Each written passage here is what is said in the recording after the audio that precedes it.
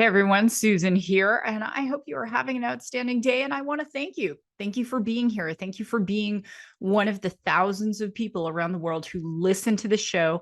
Why? Because you either want to start a business, you have a business, you're curious, whatever it is about entrepreneurship, you have landed in the right place. And in this episode, I'm doing a solo show. I'm going to share with you something that I researched over the course of several years, and I had a misperception about it. And that is really answering this question. Do you have to be technical to start a tech company? And if so, what are the steps you take? Or maybe you don't have to be technical. That's what I'm going to talk about. How do you build a technical product if you are not technical? Yes, that's the show. Why? Because prior to me actually going to MIT and becoming more of a technical founder, I was not a super technical person. I mean, I understand marketing tech, and that's my background, but I didn't really understand a lot of, engineering and data science and building out AI platforms. So I had to learn. And now, as a second time AI founder, I am doing things very, very differently. And I'm going to share with you why that is, how that is. And you hopefully are going to learn a lot in this episode. So, with that, we are going to get right into the show. And I hope you enjoy this episode of Raw and Real Entrepreneurship. This is Raw and Real Entrepreneurship, the show that brings the no-nonsense truth of what is required to start, grow, and scale your business. I am your host, Susan Sly. All right. Well, wherever you are, I hope you're having an amazing day. And, here's a question for you. Have you ever thought about building a tech product?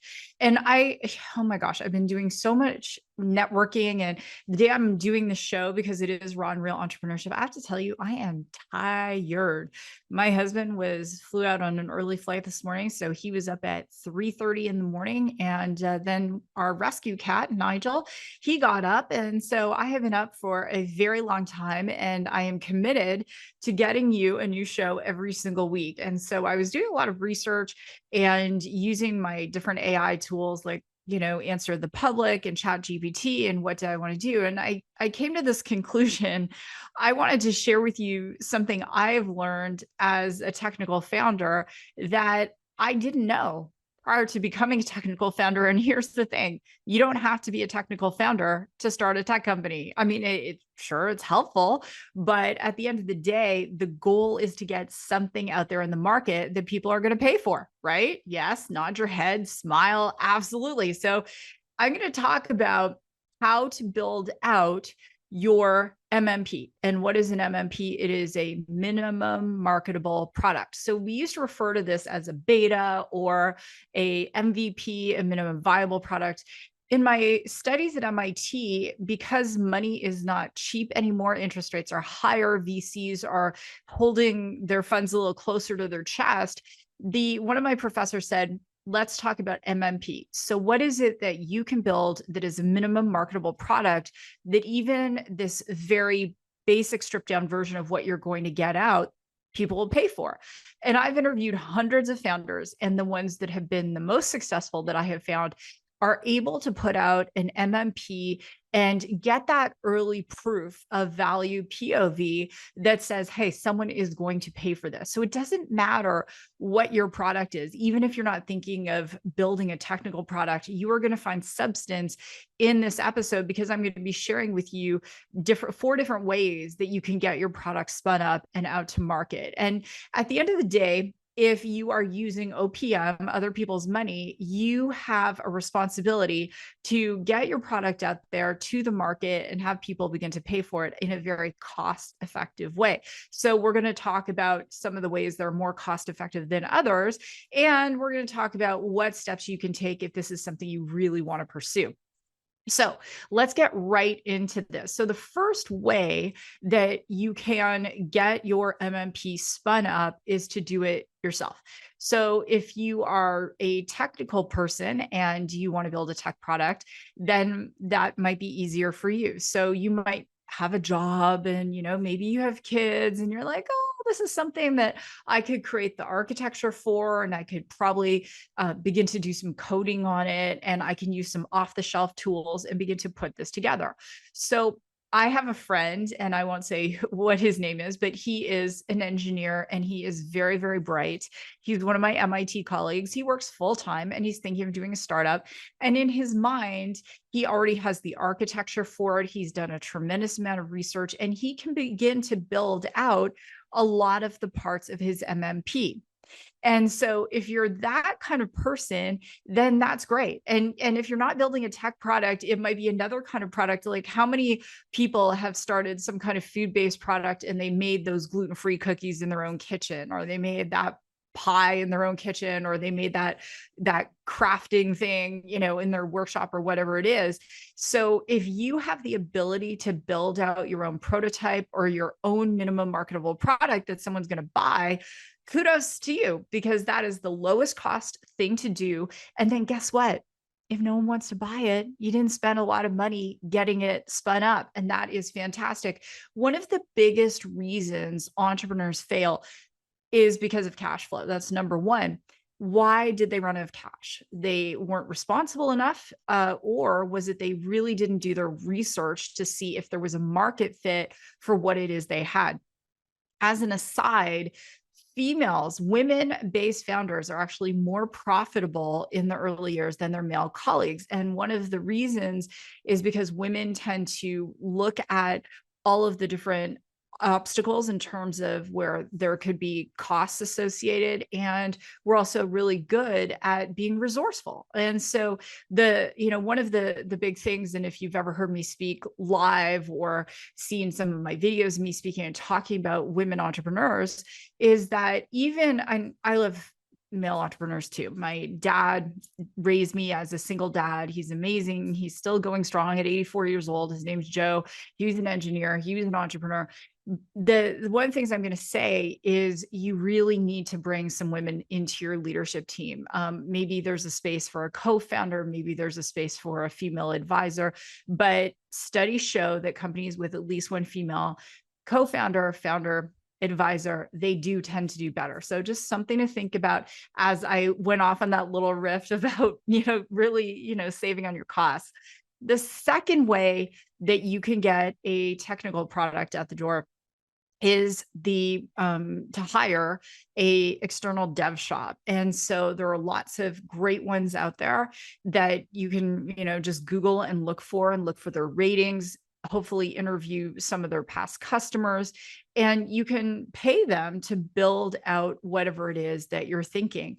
And in terms of that, and this was the research, I was looking and looking, how do you do this? I was asking friends. I've had people on the show, and you can go overseas or you can go domestically. Now, I know the show goes all over the world, so that can mean a lot of things for a lot of different folks. So for those of you listening in the United States and Canada, let's say you're going to use a domestic dev shop, then getting that MMP out the door could be 75,000, 150,000, it could be 250, it could be 400, 500, it depends on what it is you're putting in.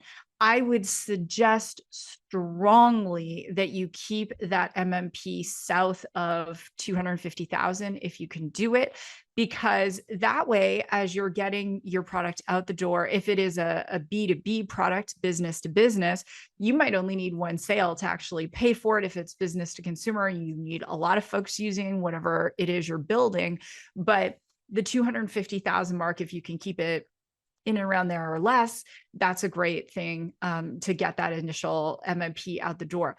Now, there are some cons to using an external dev shop, and I was interviewing someone and I said, okay, where's your data being stored? And they were like, well, the dev shop takes care of that. And I said, well, what data are you gathering? Well, the dev shop takes care of that. What tools are they using? Well, the dev shop takes care of that. The worrisome part about this, if something goes sideways, you can lose all of your intellectual property. You don't have control. You actually don't know where those data vulnerabilities are if you have a cyber attack. So there's a lot of trust associated if you are using an external dev shop and you don't really have control over what's happening. And let's say you don't have the technological background to be able to ask the right questions and to oversee things. So that's just a word of caution there. And the third thing you could do is you could use a hybrid model. So the hybrid model is slightly more costly. You're using an external dev shop, but you've also hired people that can work with that dev team. You are controlling the licenses. So it's your AWS license or it's your GitHub license. It's not something the dev shop is using. So you have no control, no access. You are controlling the documentation. You're making sure that every single step of the way that your team is highly, highly aware of what's going on. That allows you to be more protective of your intellectual property, of course. And if something does go wrong, that you have those basic components of that MMP under your control. The nice thing about this is if you are still working full-time somewhere else and you're spinning this up, you're raising money for your startup, and you're able to hire some people to be able to oversee that dev shop, then things can go on without you until you are ready to come full-time into that business. And that is a great way to go. The fourth way is the costliest way, and that is where you hire people and you build it yourself. Now, this can be wonderful because you control your IP. You have ultimate control over everything. Think about Steve Jobs, working with his team and building out the Mac. The great thing about it is that you are the visionary, you know what you want. And if someone isn't in alignment with it, then you can let them go. You get to choose your team, and that is absolutely fantastic. The challenge is that it can ultimately become way more expensive if you are using internal resources and you're pulling them off other projects. Then those projects can suffer, and that can be a big problem too. And I've seen startups where they will do that. They'll say, I'm not going to use any off-the-shelf tools. I'm going to build everything internally. I'm not going to use an external dev team. And doing it, of course, with the right heart, the right intentions, and so forth, but spending millions of dollars sort of in a research capacity, not even knowing if there is a true market for what it is they have. And there are a lot of inventions that are in people's garages that never made it to the market for that very reason. So depending on the way you want to go, you can get something out the door. And I want to just share with you just from my own experience, especially being a non-technical founder than being more of a technical founder. And the piece around this is really around education. And so if there is something I don't know, I don't want to say I don't know. I surround myself with people who know, but at the end of the day, I do want to know. So I use tools like LinkedIn Learning. I absolutely love it to go on and learn. Right now, candidly, I am doing a JSON basics course on there. I have done all kinds of courses on there. One time I wanted to learn about the different clouds and what they have in terms of AI capability, whether it's GCP, Google Cloud, Amazon Web Services, Microsoft, and so forth. So I like to learn, and you should be investing time every single week, at least an hour or 2 hours, really immersing yourself in learning. And even though I have already graduated from MIT, I'm an alumni, I'm taking another year-long course at MIT because I want to keep learning. The way I am going to stay on the top of my game as an entrepreneur is this willingness to learn. And so I have a friend, her name is Kathy, and she is an investor in our new company, the Pause Technology. She's also an advisor. And she said to me, I want to learn AI. And I said, you know what? Absolutely. She's 71 years old. I said, go on LinkedIn, get the LinkedIn Pro version. And it's so fun to see her LinkedIn because she's posting certificate after certificate. Because guess what? You get certificates when you do these little courses. And that's a great way to go. YouTube is another great way to go. But this education piece, my friend, is so imperative. Don't just be that person that's like, oh, I'm going to hire people and they know, but I don't know, because that's the one of the fastest ways to lose money as an entrepreneur, saying someone else will handle it. You need to surround yourself with people who are smarter than you, who are ambitious, who are bright, and that's all well and good. But you need to speak the language and you need to know what it is they're talking about. I came out of computer vision and I am so grateful for 5 years in that field. And we were using security cameras, we were using edge compute. I memorized the whole NVIDIA GPU line that was related to our requirements that we used, and whether it was like super heavy GPUs or lighter GPUs.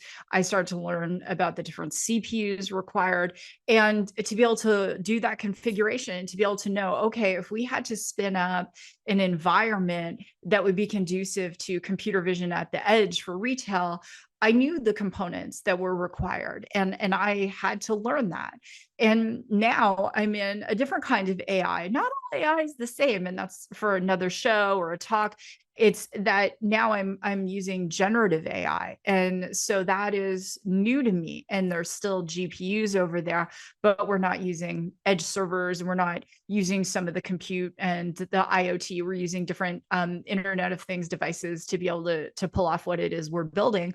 My point being is, just because I've been voted one of the top women in artificial intelligence and real-time AI to watch in 2024 doesn't mean that I have that same capability yet for other forms of AI. And that's where, for me, it's like, okay, learn, and be that person who has this vibrant understanding, not just of how the AI works, but what is the technical environment that is required in order to deploy that AI. And so that's why we're not just building this MMP, this product, but we're also like, I'm learning and I'm encouraging our team to learn. And even with one of our data scientists who I've worked with for many years, he's now at TPT, we were training our large language model, and we're just having the best time, like just having so much fun doing it. And he was like, oh, I didn't know it could use reinforcement learning, which is a type of learning to train an AI. And I'm like, oh yeah, it did. And we spent an hour just doing it and going back and forth and throwing questions at it. And I don't have to do that as a CEO and founder. I don't. I could just have one of my team do it, but I do it because I want to know. I want to learn, because I know at the end of the day, whether I'm being interviewed on a mainstream media show or on a YouTube show or a podcast or whatever, when I'm getting asked about AI, I want to be able to come from that place of authority and say, no, not only is this how it works, but this is what I'm using it for, and this is how I'm using it, how I'm doing it, and so forth. So the message that I have for you is, you do not have to be a technical person to create a technical product. You do not have to be the person who builds a prototype in order to get your idea out to the market, but you do have to be curious, you have to be ethical, you have to be responsible, and you have to understand the language and the landscape, especially if you're going to hire someone else to build it. And we're in this amazing time for people who are starting businesses. And a lot of the people who listen to this show are not necessarily technical people, but they stop me. They're like, oh my gosh, I listened to your show and I'm really inspired to start a business, and I don't know how, and I don't know where. And that's who this show today is for, because that was me. I was like, how would I even go about building a prototype of something or building an MMP of something if I am not currently coding, right? So how does that work? And those are just some of the things I learned. So with that, I want to say, You rock. And thank you for listening to the show. Please share the show. There have been some updates in Apple, and I want to ask you, please, please, please give a 5-star review, write a physical writing review, share the show on social. Please tag me on social. If you have a question on entrepreneurship and you want me to answer it, go to susansly.com, submit a question, and I'd be happy to take a look at that question and answer it in a coming episode. So with that, don't forget to stay tuned because I'm going to give you this week's Startup Diaries. So with that, God bless, go rock your day, and I will see you in the next episode. All right. So this week's Startup Diary, oh my gosh, I have been out every single night. It's been bananas. Not every night, but it started on Wednesday night. And I don't know if you know this about me, but I'm actually, even though I can do like a speaking event with 20,000 people, I'm actually somewhat introverted. So I'm a selective extrovert. It just takes a lot of extra effort for me. I'd much rather be at home with a textbook than necessarily out. It doesn't mean I don't love people, but it just, some people, it energizes them. And for me, it's kind of like, oh, so 3 nights in a row for you might not sound like a lot. For me, it was a lot. And so the first night I went to the movie premiere of Show Her the Money, and that was produced by my friend Catherine Gray. I've had Catherine on the show. I've been on Catherine's show, She Angels, and the show really focuses on the disparity with the funding for female-led companies, and less than 2% of women-led pitches to VCs in the United States get funded, less than 2%, and yet our companies are more profitable, and it is crazy. So the message really is around women funding women, and there are a lot of ways to do that. I'm an angel investor, and after seeing the movie, I made the decision that I will only now fund female-led companies, and I will, take a look at if there is a female co-founder, but and a male founder, but I'm female-led companies.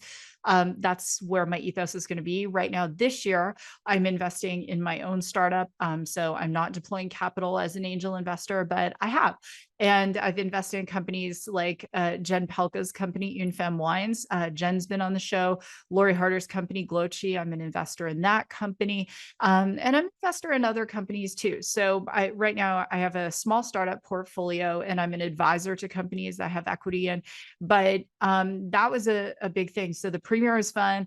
The next night I had dinner with our friend Greg Barr and his fiance Megan. Greg is the editor of the Phoenix Business Journal here in Phoenix. And Greg, he is such an incredible stand for entrepreneurs. And we have the Fire Awards coming up here in Phoenix. And of all of the business journals in the United States, Phoenix Business Journal is the only one that has an event just for female entrepreneurs. And I'm speaking there this year on AI. I was a nominee last year. My company is too new to be nominated. You have to be at least 2 years old. So not this year. So anyway, we had a great night. And then the third thing that happened, it's a Friday night, and Friday was my son's graduation. And I just want to share about my son. So my son AJ is neurodivergent, and he, or you might say, on the autism spectrum. And when he was a young boy, he was told he would never qualify to even go to community college. He'd never play team sports. He used to have anxiety attacks. He ended up in the emergency room, and we just couldn't find the resources for him. We ended up moving to the United States and putting him in an amazing school. Shouts out to New Way Academy in Phoenix. And there he learned to advocate for himself. He learned how to shake someone's hand. He learned math. He learned all of these amazing things. He graduated with a 4.0 GPA. He went on to go to Grand Canyon University here in Phoenix, and he just graduated with a degree in advertising and design with full honors. And I cried. And that was Friday night. And so it was 3 nights out, but one night was really about the family. And while we're building out the product for the pause, it's going so quickly. There are a lot of decisions to be made. We publicly announced our partnership with Microsoft for startups. So thank you, Microsoft, for giving us so many technical resources and thousands of dollars in technical credits. It's incredible. And if anyone's listening from Amazon, love you guys. Now I'm spinning up our Amazon account. I would love you to match what Microsoft gave us. That would be amazing. And so we're getting that going. We're building out our community. We're looking at the demand. We're looking at what women are talking about, especially when it comes to menopause. And so there are a lot of things going on. And I've really, as a founder, been, as I said in this episode, I'm learning a lot. I'm growing a lot. I have a lot of technical things that I'm putting together that I have heard about before, but I've never been on the ground in the front row getting my hands dirty with. So, I have a GitHub account, but that doesn't mean I'm necessarily contributing to the GitHub repository, right? So lots of things going on. And I just, again, I think that managing your energy, staying positive, keeping yourself focused on your goals is huge.